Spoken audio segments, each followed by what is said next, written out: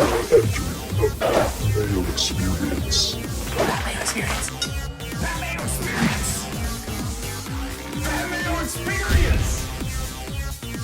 Experience. Welcome to the Pat Mayo Experience, presented by DraftKings. Updated Thanksgiving DraftKings picks because no more Steelers, no more Ravens. I didn't think that they would be able to move this game whatsoever just because the financial burden that would be for that late game, where that's one of the highest rated games of the season. Obviously, we're in a situation now where they just couldn't play it. It would be unfair to play it for the Ravens, I suppose. Although now it's unfair for the Steelers too because they've now had 2 games pushed, but it's going to happen on Sunday, it appears, at the moment. I actually don't know what this makes for J.K. Dobbins or Mark Ingram at this point either, for everyone who picked up Gus Bus off the waiver wire for season-long fantasy football, because I don't know if those guys were actually tested positive or if they were just on the COVID list and there wasn't enough time. Like Adam Thielen is currently on the COVID list, but like 4 straight negatives or whatever happens with him, and he can play on Sunday. I don't know if it's going to be a similar situation for the Ravens running backs at this point, or anyone on the Ravens who's potentially within range of being in close contact to someone with COVID-19.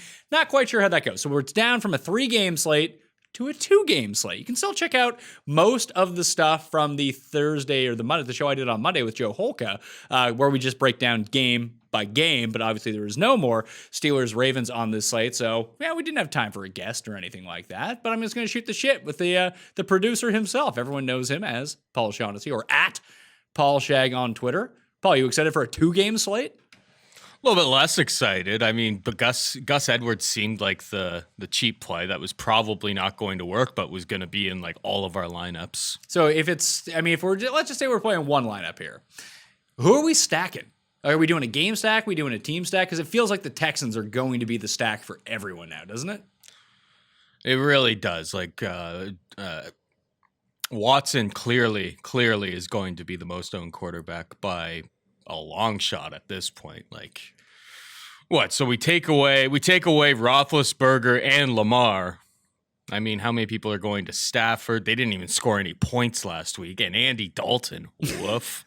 I guess Alex Smith is probably the second best play. He's the cheapest quarterback too. The problem is now, like, you don't need to save money. You can essentially afford a super team if you want to. 100%. I mean, I think everyone's just going to load up on Watson and then pivot from there if he busts, basically. But so yeah, I mean, I'm looking through my roster right now, and I'm gonna have to do a little bit more toying around with it because I just have too many pieces of the Houston aerial assault at this point. So did I. And like when I went and looked at my lineup that I'll have to go edit right now. And like we're playing, I mean, I'm playing in the Millie Maker. I'll play some smaller contests, but we have like a 10-person like friend contest that we do. I only had one player from the Steelers Ravens game, and that was Deontay Johnson.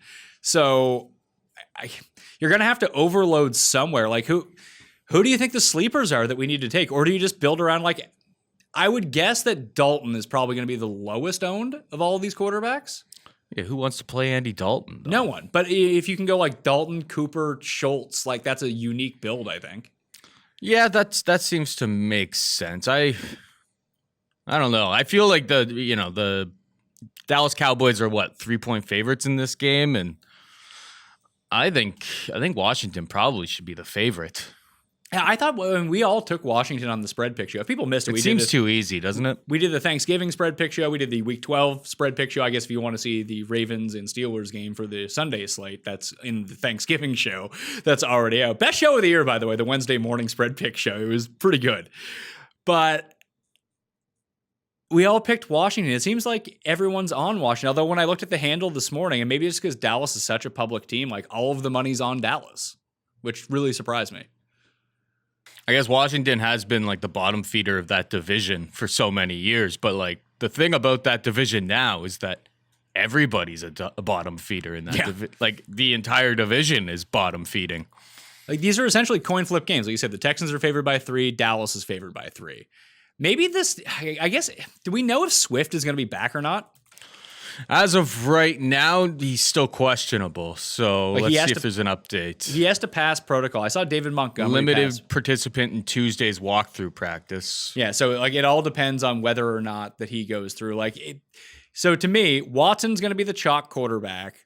if Swift plays, Swift and I'm guessing Gibson are going to be the two running backs everyone uses. McLaurin for sure, probably Will Fuller, the two chalky wide receivers. It's like you're reading my team. What's that? It's like you're reading my squad. Well, I'm basically reading everyone's team. Like, Yeah, and like Cooks at wide receiver is going to be super highly owned too. Also on my squad. I'm guessing Hawkinson, like just the most expensive guys. Like, defense is going to be super interesting. Because Washington, I'm guessing, even at $3,700, it's like people will be able to afford them. They'll probably play them. Maybe the Texans against the Lions. Like, if you had to go between the Cowboys or the Lions just to get like unique, what do you think you would do? I think I'd just go with the Cowboys. 3-point favorites.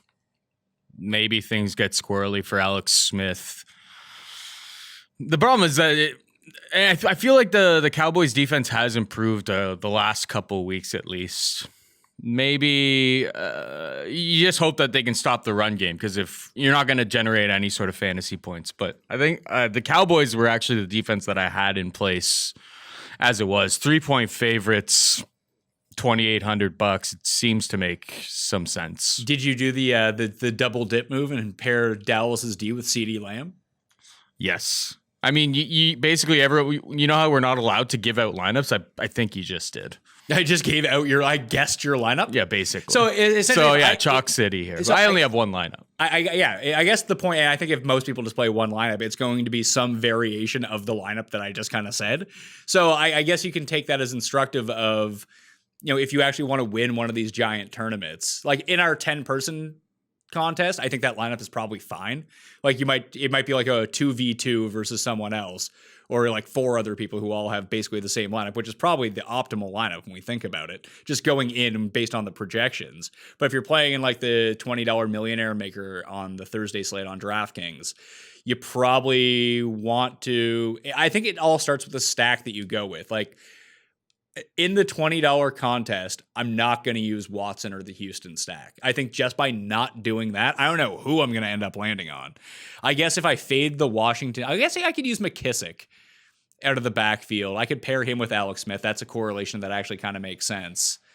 And then go with McLaurin, maybe Cam Sims. Like, who are like the sleeper jabroni players? Because I'm thinking like you got to leave at least $1,000 on the table in these giant tournaments, right?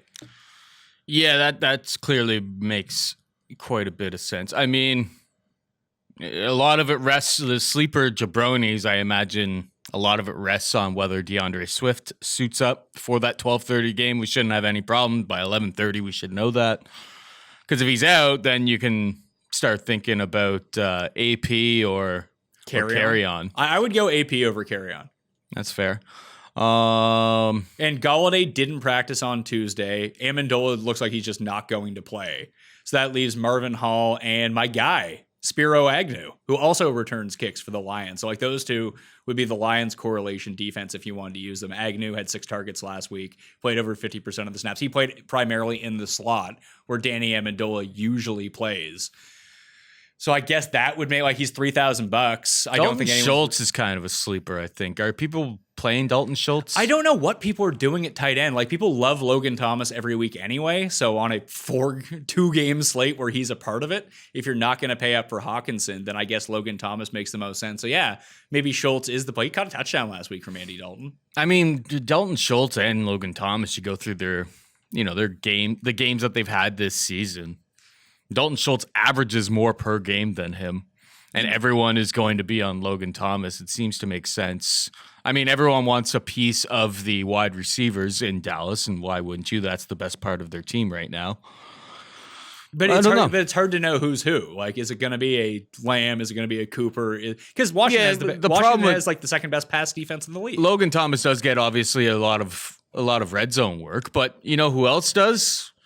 You can't play like Logan Thomas and like Antonio Gibson because, you know, if they get into the red zone a certain number of times, it's either Gibson or Logan Thomas that's going to get those touchdowns, right? Yeah, last 3 games too for Dalton Schultz. 6 targets, 7 targets, 8 targets. Like, yeah, he's probably the tight end to use.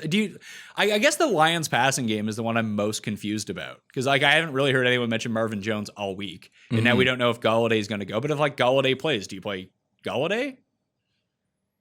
Like, is he going to be like the stud receiver no one uses? I mean, if I don't play Golladay, he's probably going to pop off completely. I don't think I've ever got Kenny Golladay correct. Anytime I play him, he completely busts. So that's just like built into my psyche or whatever. I wanted to use the running game against Houston by any means necessary. So that Swift news is obviously super important. If he's in, he's kind of the running back you just lock in and go. How many lineups in the big contest do you think will be dead from the outset because people didn't adjust for the Steelers-Ravens game? God, I hope not. Like less than 1%? Because I would say it's probably like around 3%. You'd be surprised how many people build lineups and like on Monday and then don't check them. Yeah, I imagine. Yeah, people are going to be busy south of the border with. I don't know if people are getting together for family stuff. State by state, I imagine it's a bit different. Is totally different place to place. But yeah, there's with traveling on today, it'll probably slip. Yeah, maybe 3% of people's minds for sure. Let's see. I'm gonna look up the ownership percentages right now before the game was canceled. Like Mark Andrews, James Conner, and Gus Edwards were like the 3 high-owned guys from that game. But it's funny, the guy that we didn't mention actually if you go to ftndaily.com, you can use code Mayo. You get access to the ownership projections, the player stat projections, the cornerback matchups, all that stuff. There's free stats up there too. You can find those in the description of the video and podcast. But like Zeke, Kyle has projected as the highest owned player on the slate. Zeke, Fuller, and Duke Johnson. Maybe if you just fade those 3 guys, you can play the Watson stack. Like, don't use Fuller, use Cooks. I had no intentions of playing Zeke. Neither did I, but maybe it's funny because maybe it's just because the 3 people I've talked to about this, we didn't have any interest. And it's probably because we all kind of think Washington's the better team. And then so that would create a game script where Zeke gets pulled out, or he doesn't get pulled out. He never gets completely pulled out of the game script. But I think clearly, your entire spread picks show and me sitting here, we all think Washington's a slightly better team. Public loves Dallas, and that kind of, I'm thinking of like last year where Dallas was a favorite against my Buffalo Bills, and how'd that work out, Cowboys fans? Not so well, did it? No, so I think, we've been looking, the real thing, I think the question of the slate is, like anytime you want to play Dallas, is like which receiver is the receiver that gets the touchdowns, gets the extra run. I mean, it's kind of crazy that Amari Cooper is what? He is $5,700, and like it doesn't seem like anybody really wants to play him. Cooper right now was initially projected at 34%. Okay, what's CeeDee Lamb at? CeeDee Lamb was projected at 18%. Okay. And Gallup was projected at 8%, along with Dalton Schultz was projected at 8%. Gallup's a Ponzi scheme, though. That just never works out. Yeah, it seems so enticing every week because you can make the case of how he gets there. I say that now, and then this will be the week that he gets like an 80-yard touchdown on like 2 targets, 1 reception, and one of them that goes to the house or something. But yeah, looking at the ownership here, it looked like everyone was on Washington or the Steelers. So a lot of that Steelers ownership is probably just going to go on to Washington. I think if you try to get tricky, like I said, Cam Sims from Washington, if you want like the guy that no one has, Agnew instead of Marvin Hall from the Lions. And I do think that strategy of playing McKissick and Gibson together, I don't think people will do that. And I think that those guys are relatively independent of each other just because they're on the field at the same time, that you can have a situation where McKissick just piles up a ton of receptions and yardage, and maybe he gets into the end zone. And if Washington does win that game, Gibson scores like 2-3 touchdowns, something like that. I think that's a way to get away from ownership and make your roster somewhat unique. I don't think you need to go like full contrarian. Like if you wanted to use the Watson stack, it's the best stack, or you probably should use it unless you want to go completely off the board. But not using Fuller is probably access to it. Not having Zeke in that same lineup, like something like that, I think is the move. Yeah, losing that game really changes this around. We're obviously reacting like on in the real fly time. Here. Yeah, it's going to be very, very tricky. If you want to win the big bucks up top, yeah, clearly leaving a bunch on the board is going to come in handy. What about your boy Keek the Sneak, Kiki Coutee? Oh, Kiki's in my lineup. Oh, I bet he is. Kenny Stills and Randall Cobb. Kiki, let me predict your. Let me guess your. Yeah, lineup. I will bring up my lineup. Kiki Coutee, J.D. McKissick. 1 second. Let me pull it up here. Let's see if you're right or wrong. We'll play the Family Feud style here. I'm just going through the guys that Pat that I love every week. You love every week. I actually don't have McKissick in the lineup. Oh, he'll be there by the time. By the time I finish up, yeah. So Kiki is in it. Correct. Kiki Coutee, tight end. Who did? Oh, he's going to go with Logan Thomas. Nope. No. Did you went Dalton Schultz? I did go Dalton Schultz. Okay. He was the one part of the pass. I basically just stacked. I left Schultz as my only Dallas player and just ran it back with all Texans and footballs. Interesting. And Swift. Okay. Because I have there's $4,000 left on the table in this lineup. Because it doesn't have 4,000. Yeah. Well, I mean, you can make a lineup pretty easily on this slate. Why are you playing Kiki Coutee then? Because I want to get different. I think Cutee's going to have a good game. But you could pay. Is he going to have a better game than Will Fuller? In terms of how, I mean, maybe in this 10-person one, maybe I should switch on to Fuller. But I think for the larger contest that I'm using Watson as my quarterback, that I have him with Cooks and Coutee. I didn't want to use Akins and I didn't want to use Fuller. So I just need Coutee to catch a touchdown and not Fuller. I think you probably. Hey, I'm against you in this contest, so I'm gonna have to jumble up everything I just said. But I feel like you can probably upgrade at some position. There. Oh, I can upgrade at any position I wanted to. The problem is I basically maxed out. Maybe I'll take another Dallas receiver in that spot. But I kind of like I mean, I have Agnew in the lineup too. Maybe I just get off of him. You have Agnew. Yeah, I have Agnew and Coutee. I imagine in this 10-player league, you may be the only. He'll be 10% owned. I gotta go look at these bets right now. What is Agnew first touchdown? How many entries we got so far? We got 5 of 10 in our 5 of 10. Yeah, Best. You want me to send you the link here? Yep. All right, $20 contest. Is Cust Tim77 or is that Butts? No, that's Butts. Cust always says he's going to join and then doesn't join until 1 minute before and then complains that sometimes it's full. He's like, well, I've had the link for 3 days. I didn't sign up. Let's see here. Props. Let's get into some player props. First touchdown. Where's Spiro Agnew? Let's make that 50-1 first touchdown. I'm going to bet him 50-1 first touchdown, 10-1 anytime touchdown. You're a sick puppy. Hey, listen, it's just money. I probably don't need to bet that much on the 50-1 now, do I? There we go. How much? Agnew 50-1 first touchdown. Agnew anytime touchdown 10-1. Watch him get 1 snap in this game. That's going to be fun. So for the record, Agnew is the new J.D. McKissick. Well, he's not a running back. He's a receiver. Although they do give him carries. He's like the new Duke of Ellington. Yeah, and Duke Ellington was good. Yeah. Where's Kiki in this game? Keek to sneak. Oh, he's 20-1 first touchdown. See that? There's no value in that. I forgot that Mohamed Sanu was on the Lions.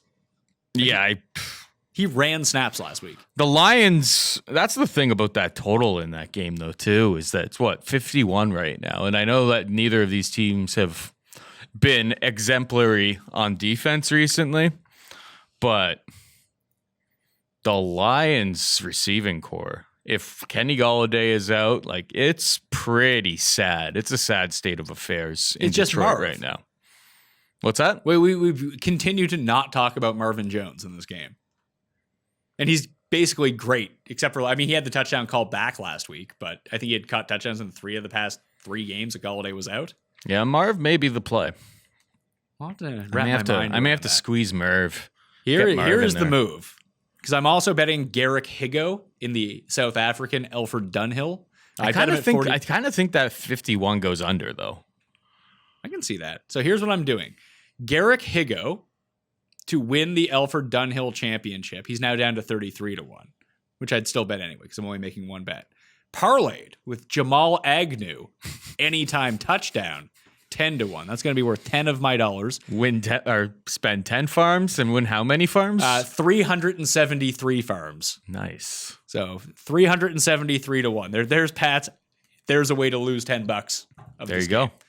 I think that's it. I think we talked through it a little bit. I feel a lot better now. I still have questions. You got questions you want to ask me, or like that's it? You got questions you want to develop on your own here, so I don't know. We didn't even talk about Hawkincust. I like him. Like I could get to him over maybe it's double tight end. Maybe that's a way to be unique. I mean, what? He's been great. The targets have been pretty good. He's just not finding the end zone. 7 targets last week in 60 like on this type of slate.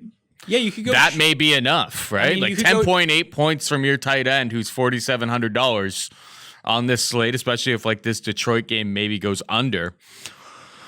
And it doesn't turn into a full-fledged. I think it's risky biz. Everyone kind of thinks that this is like the big time shootout, but one of these teams didn't even score a damn point last week. It's true, and Stafford's thumb might be fucked too. Yeah. So like you could go tight end and flex, go Schultz and Hawkinson. I doubt many people do that. And then you can just go chalk the rest of the way. I think we just curated my new lineup. I love going double tight end. We figured out the lineup. No, please, no one else out there use it because we obviously just found the winning lineup. But that's going to be the move. That or McKissick and Gibson together. I think I'll let you stick to that one. But I mean, I don't even have it. I got to have some leverage off of you in our 10-man league. But McLaurin is like, can you make a lineup that doesn't have McLaurin or Swift in it? Like if Swift plays, it feels like you can't. I mean, you can. I mean, yeah, obviously. That's just not what I'm not going that route. Like Swift, McLaurin, and Cooks are probably my 3 favorite plays on the slate. Like I don't care how popular they get, I'm going to use them. That seems fair. You're going to have to use, like, eventually you have to use some of the good people that everyone else uses. You have to pick and choose and hope to get lucky that Will Fuller doesn't go for 200 yards kind of thing. Or Zeke scores 3 touchdowns. 100%. All right. They'll do it. Follow Paul on Twitter at Paul Shag. Check him out on the Dog or Past MMA Picks podcast on Mayo Media Network. Subscribe to Mayo Media Network, by the way, or download the Pat Mayo Experience podcast to get the audio versions of this. Or if you want to listen to the MMA Picks through your earbuds on your phone, you can subscribe to the Dog or Pass podcast on Apple, Spotify, Stitcher, Google Play, wherever you download podcasts. Just type in Dog or Pass and download. What is it this week? UFC what? UFC Vegas 15? Good. How many people are going to fight? Are we going to get a Steelers-Ravens situation where like 3 fights are off the card? I mean, that we could only be so fortunate with the slate of affairs on this card. This card's looking pretty rough. I'm looking forward to talking to Cody about it because, I mean, it's hard to find value on it. And when you start doing the tape, you're like, am I really going to bet my hard-earned dollars on insert fighter's name here? But check out the show, and hopefully Cody can steer me in the right direction, because I was doing tape until the wee hours of the morning last night, and not gonna lie, like, I don't feel great about very much of it. Okay. Smash the like button for the episode. Give me your favorite sleeper play, by the way, down there. And subscribe to Mayo Media Network. You can check out the previous shows from the week. Like, they're not completely out of date. Just that game isn't happening on Thursday. It's still happening. And even when Holka and I break down each of the games, you can still get a sense of where we're at here. But I don't know, we just kind of recapped where we're at and changed our opinions just a little bit because of the now 2-game slate on Thanksgiving. Everyone play on DraftKings, all right? Smash the like, sub. I think I got it all out of the way. I'm Pat Mayo. Enjoy your holiday. I'll see you next time. Pat Mayo Experience! Experience!